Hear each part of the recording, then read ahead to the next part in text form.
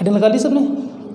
Battery, देखो battery normal way में battery सबने देखी है, सब जानते भी हैं बैटरी क्या होती है, पर नॉर्मली हम लोग जो देखते हैं वो तो कॉम्पैक्ट फॉर्म देखते हैं। एक कॉम्पैक्ट फॉर्म समझते हो क्या? एक पूरी यूनाइटेड यूनिट दिखाई देती है, पर एक्चुअल में बैटरी एक सिंगल यूनिट नहीं है, उसमें सेल्स होते हैं कई। तो बैटरी है क्या? तो हम उसको ऐसे लिख सकते हैं, बैटरी का सीधा अर्थ है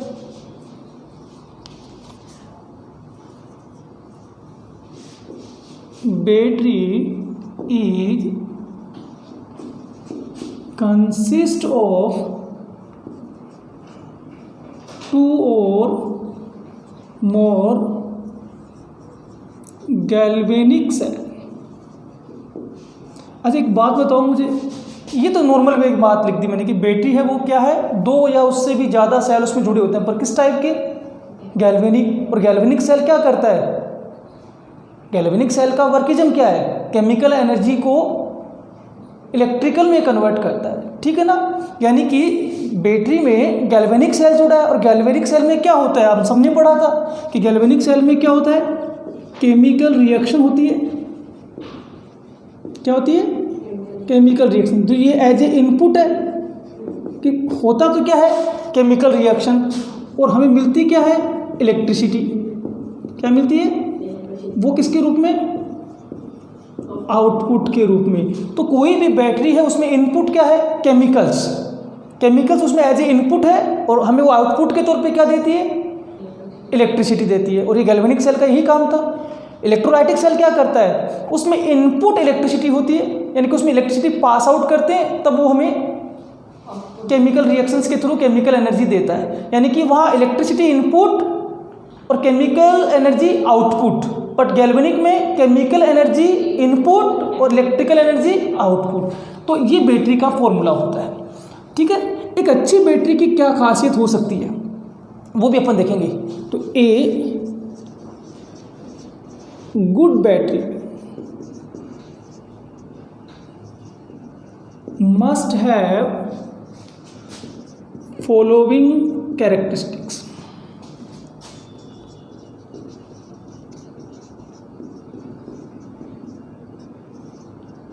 एक अच्छी बैटरी अगर अपन किसको मानते हैं ना, कि हमारे लिए किसको कहेंगे ये गुड बैटरी है, तो देखिए कुछ बातें अपने को ध्यान रखनी है। आप बताओ, आप एक बैटरी मार्केट से लाना चाहते हो, वो वेट में कैसी होनी चाहिए? बहुत हैवी हो कि लाइट हो? लाइट हो, ताकि उसका ट्रांसपोर्ट करना इजी हो। तो पहला आपने उसका फीचर क्या माना? अच्छा कि शुड बी, हाँ, should be light in weight, should be light in weight, ठीक है। दूसरी बात देखिए, आप मुझे एक बात बताओ, आप ही से बात कर रहा हूँ मैं, आप मार्केट में बैटरी लाने जाते हो तो आप देखते हो कि वो वजन में हल्की हो, फिर आप ये भी तो देखते हो कि उसकी लाइफ कितनी है। क्या कोई ऐसी बैटरी आप लाएंगे जो वजन में तो हल्की है, लाइट इन वेट है, पर उसकी लाइफ लॉन्ग नहीं हो, तो आप परचेज नहीं करेंगे। तो उसकी लाइफ क्या होनी चाहिए? लॉन्ग होनी चाहिए। तो शुड हैव लॉन्ग लाइफ, तो उनकी लाइफ भी अच्छी होनी चाहिए। तीसरा पॉइंट अगर अपन देखें तो मार्केट जाएंगे तो पैसा लगेगा, है ना, वॉलेट खोलना पड़ेगा। क्या चाहते हो, कॉस्ट वाइज क्या हो, चीपेस्ट हो, सस्ती हो, पैसा ज़्यादा देना नहीं चाहते। तो शुड बी लो इन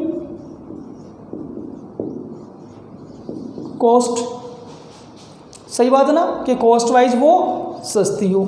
एक और बात अगर अपन करें कि एक बैटरी है वो बिखरी भी थोड़ी देर तक लगेगा, एक कॉम्पैक्ट फॉर्म में दे वो अपने को, है ना, जुड़ी हुई, अच्छे से मैनेज की हुई, ताकि उसको लाने ले जाने में कोई दिक्कत नहीं हो। तो शुड बी कॉम्पैक्ट।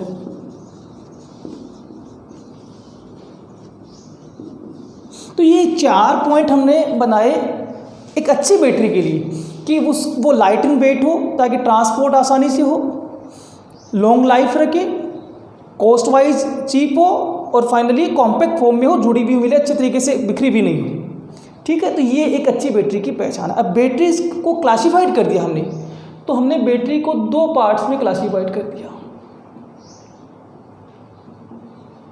यहाँ 2 क्लास कौन कौन सी बनाएंगे वो देखिए। हम बनाएंगे प्राइमरी बैटरी,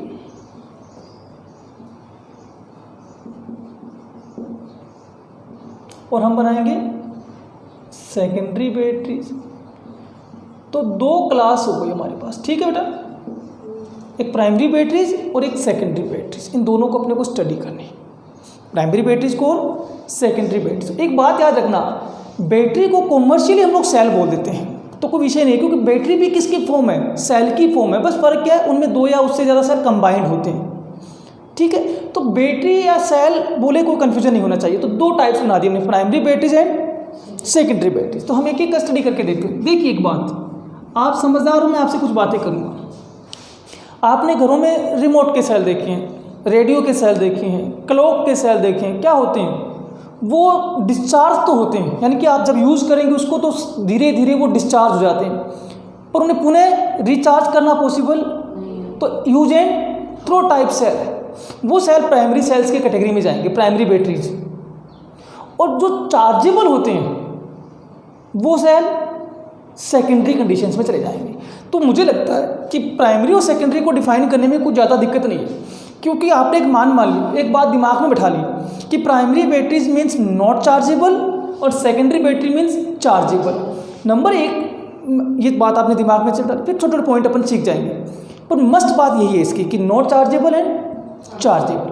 देखिए जो नॉट चार्जेबल होते हैं उनमें रिएक्शन वन साइडेड होती है। वन साइडेड कैसे, कि रिएक्टेंट जो होता है वो प्रोडक्ट में चेंज हो जाता है, फॉरवर्ड डायरेक्शन में, है ना, यानी कि सिंगल डायरेक्शन में रिएक्शन चलती है, सिंगल डायरेक्शन में। समझ में आ रही है क्या बात, रिएक्टेंट टू। तो आप एक बात हो, तो एक रिएक्शन चलती जाएगी, तो आफ्टर सम टाइम रिएक्टेंट्स क्या हो जाएगा, जीरो। और जब रिएक्टेंट जीरो हो जाएगा तो रिएक्शन विल बी स्टॉप्ड, और जब रिएक्शन स्टॉप होगी तो सेल काम करना बंद कर देगा। क्योंकि ये रिवर्सिबल है नहीं तो सेल को फेंकना पड़ेगा। This type of cell primary cell. Secondary cell में क्या होता है, ये रिएक्शन रिवर्सिबल होती है, यानी कि रिएक्टेंट चलता है प्रोडक्ट डायरेक्शन में तो वो डिस्चार्ज हो जाता है, और जब आप उसको चार्ज करते हो तो वो पुनः प्रोडक्ट रिएक्टेंट में कन्वर्ट हो जाएगा, ठीक है। आगे बात समझ, और चार्जिंग से हटा के जब फिर काम में लेंगे तो रिएक्टेंट चेंज इनटू प्रोडक्ट। तो ये प्रोसीजर बार बार चलती जाएगी, तो they are use again and again. तो सेकेंडरी और प्राइमरी में डिफरेंस क्लियर हो रहा है क्या, ठीक है। तो इनको डिफाइन कर दूं, कोई बड़ा विषय तो इसमें है नहीं। अगर मैं आपसे एक बात पूछूं, which type of cell are irreversible, which type of cell are irreversible, irreversible का मतलब वन साइडेड हो, primary cell, and which type of cell are reversible, तो सेकेंडरी सेल। लिखवा दो पॉइंट्स इनके, चलिए लिखिए। तो प्राइमरी सेल में हमने क्या लिख दिया कि in this type of cell chemical reactions takes place in one direction, और एक डायरेक्शन में होने के कारण जब पूरा रिएक्टेंट प्रोडक्ट में चेंज हो जाएगा, कंप्लीट रिएक्टेंट प्रोडक्ट में चेंज हो जाएगा, तो रिएक्शन विल बी स्टॉप, और उस समय सेल काम करना बंद कर देगा, इनएक्टिव है। और चूंकि ये इरिवर्सिबल है, वन साइडेड है, तो हम इसको चार्ज भी नहीं कर सकते, इसलिए ये use and throw type cell है। सेकेंडरी सेल्स में क्या है कि जो रिएक्शन चलती है वो बोथ डायरेक्शंस में होती है, यानी कि reactant change into product and product change into reactant, तो बोथ डायरेक्शन में चलती है, इसलिए चार्जेबल है, they can be charged and use again and again. तो रिवर्सिबल है, यानी कि क्या होता है, जब आप सेल को यूज करेंगे, सेकेंडरी सेल को जब आप यूज करेंगे तो रिएक्टेंट बदल जाएगा प्रोडक्ट में, क्या होगा, रिएक्टेंट चेंज इनटू प्रोडक्ट, और इस दौरान केमिकल रिएक्शंस होगी, केमिकल रिएक्शंस होगी तो केमिकल एनर्जी प्रोड्यूस होगी, और वो केमिकल एनर्जी इलेक्ट्रिकल एनर्जी में कन्वर्ट हो गई। तो हमने इलेक्ट्रिसिटी काम में ले ली, जब वो इलेक्ट्रिसिटी काम में ले ली, सेल डिस्चार्ज हो गया, हमने उसको बाहरी सोर्स से, एक्सटर्नल सोर्स से जोड़ दिया, एक्सटर्नल सोर्स से जोड़ दिया तो उसमें क्या पास होगी, इलेक्ट्रिसिटी। तो अब ये रिवर्स हो रहा है, यानी कि गैल्वेनिक सेल की तरह बिहेव ना करके इलेक्ट्रोलाइटिक की तरह बिहेव करना शुरू कर देगा। क्यों कर देगा, क्योंकि हमें याद है गैल्वेनिक सेल में इनपुट केमिकल रिएक्शंस होती है, आउटपुट इलेक्ट्रिसिटी होती है, वो हमें मिल गई। अब उल्टा हो रहा है, क्योंकि हमने जब इसको चार्ज किया तो किसके साथ जोड़ा, बिजली के साथ, इलेक्ट्रिसिटी के साथ। अब इसमें क्या इनपुट हो रहा है, इलेक्ट्रिसिटी। तो इनपुट इलेक्ट्रिसिटी है, और आउटपुट के तौर पे वो क्या करता है, केमिकल एनर्जी को डेवलप कर देता है, वहाँ रख लेता है। फिर जब आप उसको काम में लेंगे तो फिर से वही केमिकल एनर्जी इलेक्ट्रिकल में कन्वर्ट हो जाएगी। तो यहाँ रिवर्स फिनोमेना चलता है, यानी कि secondary batteries during the discharging act as galvanic and during the charging act as electrolytic. Clear है? इन दोनों के एग्जाम्पल्स की स्टडी करेंगे। कर लें, चलिए तो आगे। तो एग्जाम्पल ऑफ प्राइमरी बैटरीज में हमारा पहला एग्जाम्पल है ड्राई सेल या लेक्लांसी सेल। ठीक है, समझिए इसको, ड्राई सेल या लेक्लांसी सेल। जो नॉर्मल वे में अपन घरों में जो सेल यूज़ करते हैं, चाहे वो बैटरी में टॉर्च का हो, रेडियो का हो, कैलकुलेटर में होता है, कई बार अपन ने उसमें रिमोट्स में भी डाला है, वो सारे इस कैटेगरी के सेल होते हैं, ड्राई सेल या लेक्लांसी कैटेगरी के सेल होते हैं। ठीक है, अब ये सेल कैसा है, तो इसकी एक बनावट हमने बना दी। इस सेल में क्या है, एक जिंक का कंटेनर है। क्या है? जिंक का कंटेनर है जो एनोड की तरह बिहेव करेगा, है ना, इसलिए इसको नेगेटिव टर्मिनल लिख दिया। इसमें बीचों बीच एक ग्रेफाइट रोड, ग्रेफाइट क्या होता है, कार्बन, तो कार्बन की रोड लगी है जो पॉजिटिव यानी कि कैथोड की तरह बिहेव करेगी। ग्रेफाइट रोड के चारों एक पतली झिल्ली, प्लास्टिक की झिल्ली से लगी हुई है, जिसके अंदर क्या भरा हुआ है, मैग्नीज ऑक्साइड और कार्बन का पेस्ट भरा हुआ है। इसलिए आपने देखा होगा जब सेल को फोड़ते हैं तो उसमें काला काला रंग निकल, हाथ पूरे के हाथ काले हो जाते हैं जब सेल को आप ब्रेक करते हो। तो क्यों हो जाते हैं? क्योंकि उसमें कार्बन का पेस्ट भरा हुआ है। ठीक है, ये एनोड, ये मैग्नीज ऑक्साइड, कार्बन और ये ग्रेफाइट की रोड, ये including behave like a cathode, ये सारा सब कुछ मिलकर किसका काम करते हैं, कैथोड का। ये जो प्लास्टिक की पतली झिल्ली लगी हुई है, ये दो इलेक्ट्रोड को सेपरेट करने का काम कर रही है। कौन से दो इलेक्ट्रोड को? एक तो इस ग्रेफाइट रोड को, कैथोड को, और एक कंटेनर यानी कि एनोड को। और इन दोनों के बीच यानी कि दोनों इलेक्ट्रोड के बीच क्या भर दिया हमने, अमोनियम क्लोराइड एंड ZnCl2 का पेस्ट भर दिया। तो एक बार मैं फिर बोल देता हूँ, है ना, हमने सबसे पहले एक जिंक कंटेनर लिया, जिंक कंटेनर के बीचों बीच एक ग्रेफाइट की रोड लगा रखी है जो किसके द्वारा सराउंडेड है, manganese oxide plus carbon paste के द्वारा सराउंडेड है। ये एक्ट करेगी किसकी तरह, कैथोड। जिंक का कंटेनर एक्ट करेगा एनोड। एक प्लास्टिक की झिल्ली लगी होती है जो जिंक कंटेनर और ग्रेफाइट रोड को सेपरेट करने का काम करती है, और उस खाली पड़ी जगह में क्या भरा हुआ है, अमोनियम क्लोराइड एंड ZnCl2 का मिक्सचर। ठीक है, तो आते हैं इसके टॉपिक पे। ये समझ में आ गया? इसमें अपने को पढ़ना क्या क्या, हमें पढ़ना है कंस्ट्रक्शन, जो हमें समझ में आ गया। हमें पढ़ना है मैकेनिज्म, है ना, और तीसरा होता है कुछ विशेष बातें हो तो वो भी पढ़ लेंगे। तो कंस्ट्रक्शंस की बात करें तो अपन क्या क्या लिख सकते हैं इसमें, देखो हम लिख सकते हैं कि it is consist of zinc container, yes और नो, सही है ना। इट इज, देखो मैं वही लिखूंगा जो बोर्ड पे डायग्राम बनाया। तो it is consist of zinc container act as anode and graphite rod किससे घिरी हुई है, surrounded by MnO2 plus carbon paste act as cathode. तो कंस्ट्रक्शन का मेन पार्ट तो यही है कि इसमें जिंक कंटेनर है जो एनोड का काम करेगा, ग्रेफाइट रोड जो मैग्नीज डाइऑक्साइड और कार्बन के पेस्ट से घिरी हुई है वो कैथोड का काम करेगा। ठीक है, इन बिटवीन बोथ इलेक्ट्रोड्स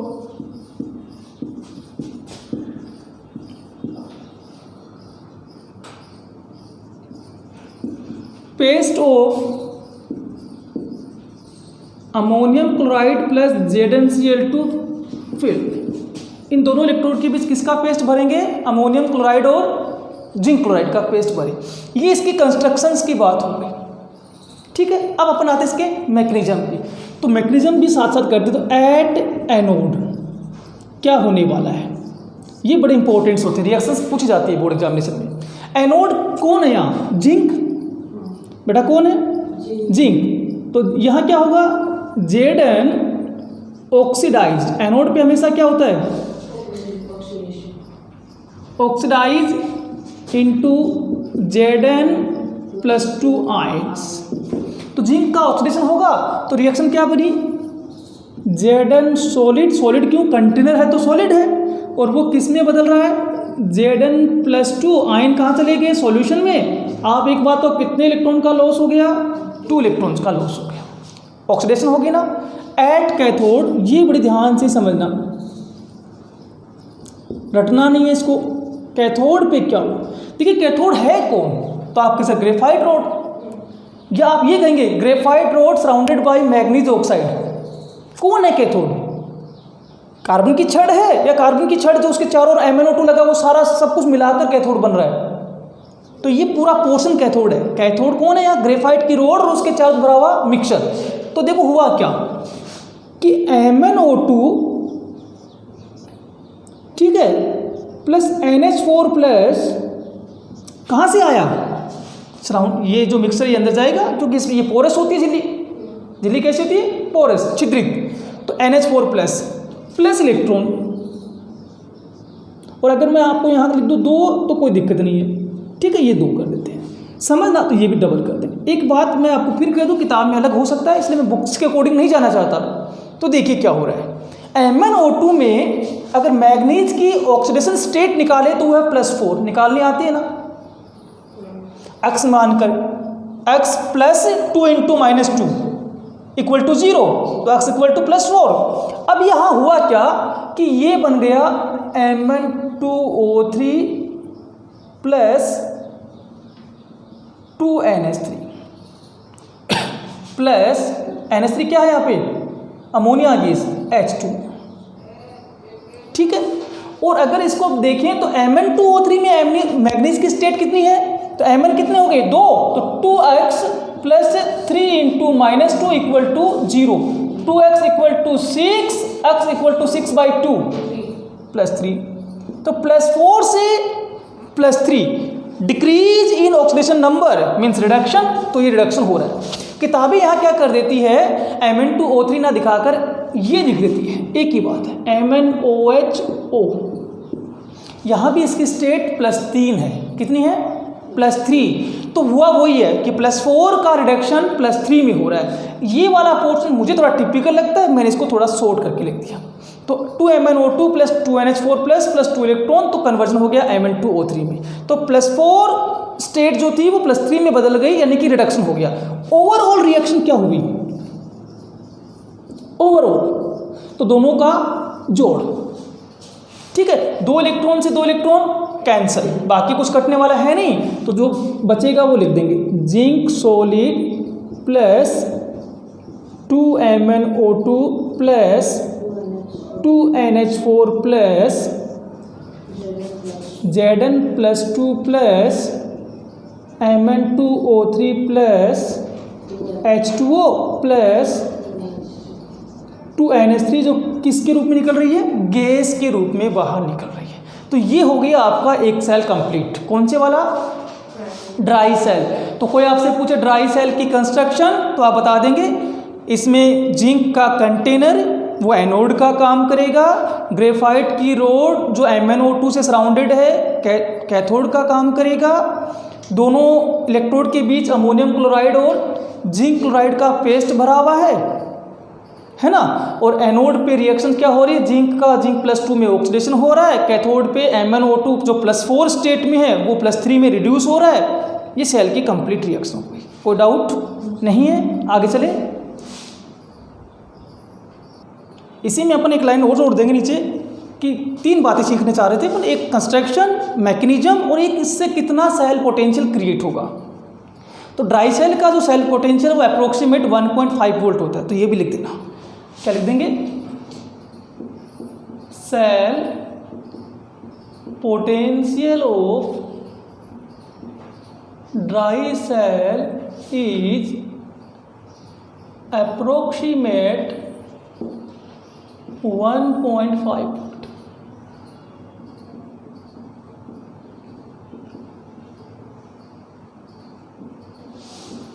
अब 2 बड़ी बातें और पढ़ना चाहते हैं अपन ड्राई सेल से रिलेटेड, ठीक है। 2 बड़ी बातें क्या पढ़ना चाहते हैं? एक बात तो ये कि इस पूरे सेल में ध्यान देना, जब रिएक्शंस होना शुरू हुई तो कौन सी गैस प्रोड्यूस हो रही है? Ammonia gas. सेल रिएक्शन में दिख रहा है ना कि जब इसमें रिडक्शन हो रहा है तो कौन सी गैस प्रोड्यूस हो रही है? Ammonia gas. तो अमोनिया गैस जब प्रोड्यूस होगी तो गैस का क्या होता है? प्रेशर होता है। तो आपको क्या लगता है, अमोनिया गैस जब प्रोड्यूस होती जाएगी तो सेल के फटने के चांसेस है कि नहीं है? सेल एक्सप्लोज कर सकता है कि नहीं कर सकता है? क्यों करेगा एक्सप्लॉइट? क्योंकि गैस उसमें क्या लगा रही है, अब प्रेशर लगा रही है। तो इसमें ये बड़ी दिक्कत आने वाली थी। इसकी सेल रिएक्शन ये बता रही है कि इसमें एक गंभीर समस्या आ सकती है। क्या समस्या आ सकती है? कि जब आप इसको कंटिन्यूस काम में लेंगे तो रिएक्शन होती जाएगी और प्रेशर बढ़ाएगी। कौन सी गैस? अमोनिया गैस, जो during the cell reaction produce हो रही है। और वो गैस जब प्रेशर बढ़ाएगी तो सेल के फटने के चांसेस है। इसी से बचने के लिए हमने यहाँ ZnCl2 यूज़ किया है, जो अभी तक कहीं यूज़ नहीं हो रहा था। तो ZnCl2 क्यों रखा हमने? तो आपसे पूछ सकता है what is the work of zinc chloride in dry cell, है ना, या why we are using zinc chloride in dry cell. तो ये कारण यहाँ लिखेंगे। क्या करते हैं देखिए, देखो यहाँ पे एक ध्यान से कि हुआ क्या एक्चुअल में। ZnCl2 को अगर आप कहें तो आप सब समझदार हो, ZnCl2 यहाँ पेस्ट की फॉर्म में है तो ये टूटा हुआ है in their ions zinc +2 and Cl-। फिर भी मैंने ऐसे लिख दिया, कोई बात नहीं। क्या हुआ, ये अमोनिया गैस के साथ रिएक्ट कर गया और रिएक्ट करते ही इसने एक कॉम्प्लेक्स बना लिया। क्या बनाया? कॉम्प्लेक्स। ठीक है, इसके बाहर ये +2 + 2Cl-।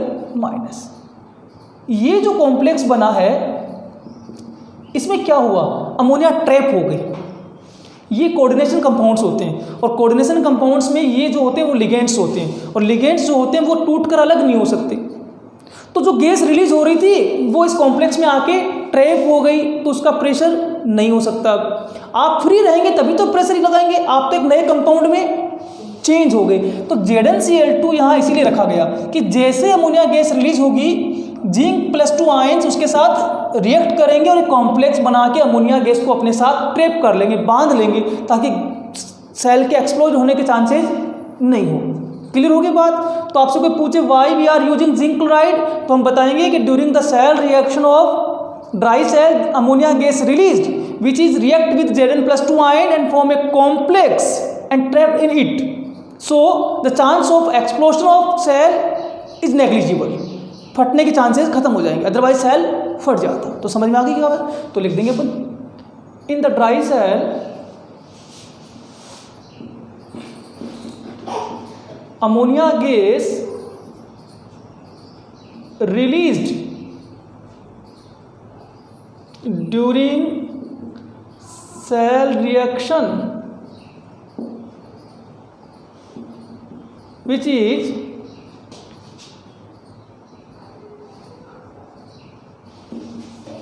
reacts with ZnCl2 and form a complex।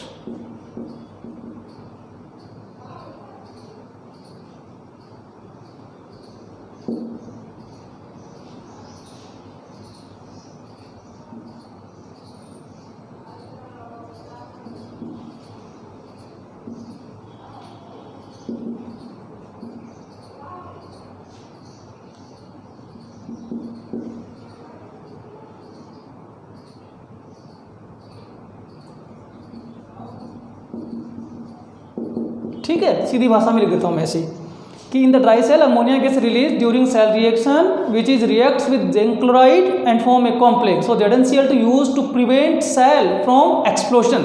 Explosion कैसे होता? अगर ये अमोनिया गैस अंदर बढ़ती जाती तो प्रेशर डालती और अंततः सेल फट जाता। दूसरा जो इसका बड़ा इंपॉर्टेंट क्वेश्चन बन सकता है वो इसको लेके बनेगा। देखो यहाँ हमने क्या फिल कर रखा है, NH4Cl ammonium chloride. Ammonium chloride जो वो एसिडिक इन नेचर होता है, नेचर वाइज कैसा होता है, और एसिड क्या करता है, मेटल्स को कोरोइड करता है, काटता है। तो ये अमोनियम क्लोराइड जब जिंक मेटल के कांटेक्ट में आएगा तो उसको धीरे धीरे काटेगा, तो उसके अंदर क्या हो जाएंगे, होल्स, और होल्स होते केमिकल्स बाहर निकलना शुरू हो जाएंगे। तो ड्राई सेल की सबसे बड़ी कमी रही कि आप काम में लें नहीं लें, अमोनियम क्लोराइड धीरे धीरे कंटेनर को डैमेज कर देगा और सेल से लीकेज होना शुरू हो जाएगा। ये सबसे बड़ी कमी रही किसकी, ड्राई सेल की। समझ में आएगी एक बार? तो लिख देंगे ammonium chloride which is acidic in nature choroid the zinc container.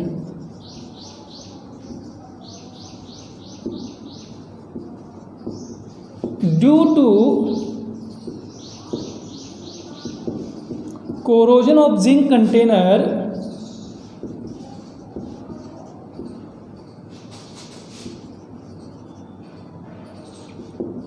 chemicals starts leaking from it.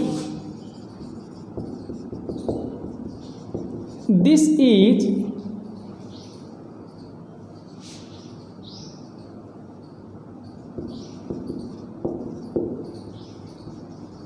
main drawback of dry cell. समझ में आ गई बात? आप सेल काम में लें चाहे नहीं लें, धीरे धीरे समय के साथ अमोनियम क्लोराइड क्या करता जाएगा, इसको जिंक कंटेनर को कोरोइड करेगा, उसको डैमेज करेगा, उसमें होल्स क्रिएट हो जाएंगे और वो लीक करना स्टार्ट कर देगा। तो leaking is greater shortcoming of dry cell. आप उसको यूज करें या नहीं करें, ये अपने आप होने वाली प्रोसेस है। देखिए ड्राई सेल पूरा हो गया हमारा। ड्राई सेल का यूज अगर कहीं पूछ ले तो आप बताएंगे घरों में जो क्लॉक्स होती है उनमें, टॉयज वगैरह में, रेडियो में, इन सब में ड्राई सेल का यूज होता है। ठीक है। मर्करी सेल अब अपन पढ़ना चाहते हैं। ये भी प्राइमरी सेल है। किस कैटेगरी का है?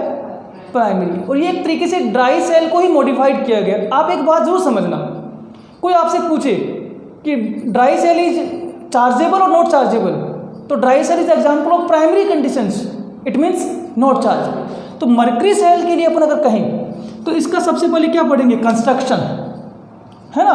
तो अब इसमें क्या होता है, कुछ ज़्यादा लंबा लिखने की जरूरत नहीं होती। बोर्ड एग्जामिनेशन में उतना डिस्क्राइब करके लिखने की जरूरत नहीं है। वहाँ कंस्ट्रक्शन बता दो, रिएक्शंस बता दो, वोल्टेज बता दो और एक उसका एग्जाम्पल बता दो तो काम हो जाएगा अपना, पूरे नंबर अपने को मिल जाएगा। तो कंस्ट्रक्शंस की बात क्या क्या लिखेंगे देखिए। तो इट इज किस जगह लिखता हूँ मैं, इन दिस सेल बेटा एक बात तो ऐसे लिखा जाए तो समझते हो ना, Zn Hg का मिक्सर हो गया तो जिंक अमलगम। तो in this cell Zn Hg act as anode and HgO with carbon act as cathode. तो भाई एक सेल की कंस्ट्रक्शंस में तीन ही तो बड़ी बातें होती है, एनोड कौन है, कैथोड कौन है और इलेक्ट्रोलाइट क्या लिया हमने। तो in this cell zinc amalgam act as anode and mercury oxide with carbon act as cathode. KOH with ZnO, potassium hydroxide main part है पर उसमें क्या मिला हुआ साथ में? ZnO। तो potassium hydroxide with ZnO used as electrolyte. ठीक है। रिएक्शंस क्या होगी? ये कंस्ट्रक्शन हो गया। अब बात किसकी आ रही है? रिएक्शंस की। तो एट एनोड, ध्यान देना, एनोड किसका? जिंक का। तो Zn आप लिखने को भले Hg ऐसे लिख दो पर Hg यहाँ यूज नहीं हो रहा, मेन पार्ट जिंक है और जिंक का क्या होता है? ऑक्सीडेशन। Zn +2 इलेक्ट्रॉन, ये एनोड हो गया। ठीक है। ऐसे होगा क्या? नहीं होगा इस बार ऐसे। बताओ क्यों नहीं होगा? चलो मैं बताता हूँ, आप रटना मत। जैसे आपने कुछ देर पहले इसको ऐसा लिखा तो आपको लगता है ऐसे ही होगा, नहीं, ये तो होगा no doubt. Zinc is oxidise into zinc +2, पर ध्यान रखना मीडियम कैसा है। KOH का मतलब बेसिक, और बेसिक मीडियम कैसे हो गया? KOH टूटता ना K + OH-, तो इस बेसिक मीडियम में क्या मौजूद है? OH-, और 2 OH- की कंडीशंस में ये बनाता है ZnO + H2O + 2 इलेक्ट्रॉन। आप कहोगे सर ये क्या पता कैसे चलेगा कि ऑक्सीडाइज हो रहा है? तो देखिए Zn में स्टेट कितनी है? 0। ZnO में निकालेंगे तो +2, तो 0 से +2 की तो बात हो रही थी, तो ऑक्सीडाइज हो रहा है, ये हो गया ऑक्सीडेशन। अब आते किस पर? At cathode. अब कैथोड किसका था? HgO + वाटर + 2 इलेक्ट्रॉन, और ये बनाता है Hg + 2OH-। ध्यान देना HgO में Hg + 2 निकाल लेना, स्टेट निकालने आती है। और यहाँ आते आते हो गया एलिमेंट्री कंडीशंस, एलिमेंट्री कंडीशंस में 0।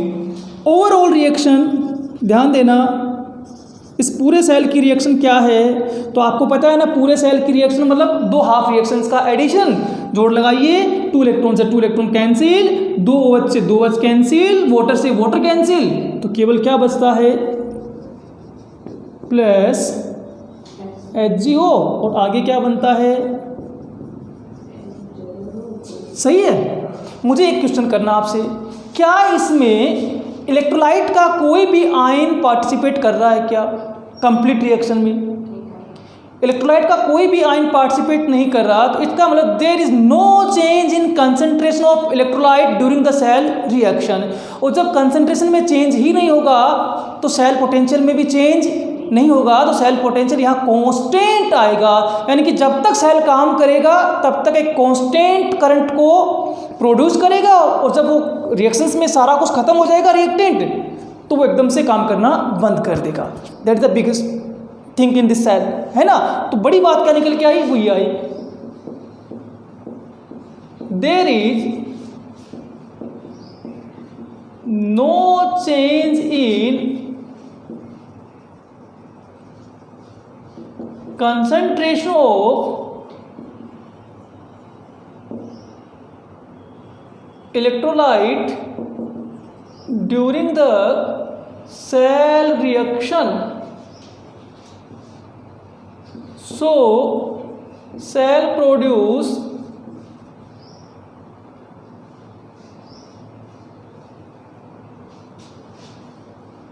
a constant cell potential.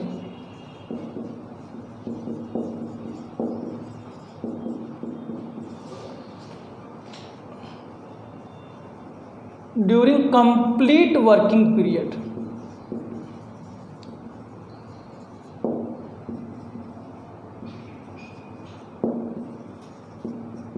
which is 1.35 volt.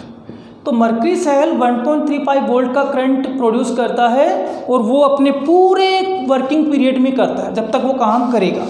क्यों? क्योंकि यहाँ no ion participate in the cell reaction, so जो सेल पोटेंशियल है वो आयन की कंसंट्रेशन के साथ अप डाउन करता, वो यहाँ संभव नहीं है, तो कांस्टेंट वैल्यू आने वाली है इन द मर्करी सेल, ठीक है। और ये पूरे वर्किंग पीरियड में एक समान करंट से काम करेगा। डायग्राम क्यों नहीं बनाया?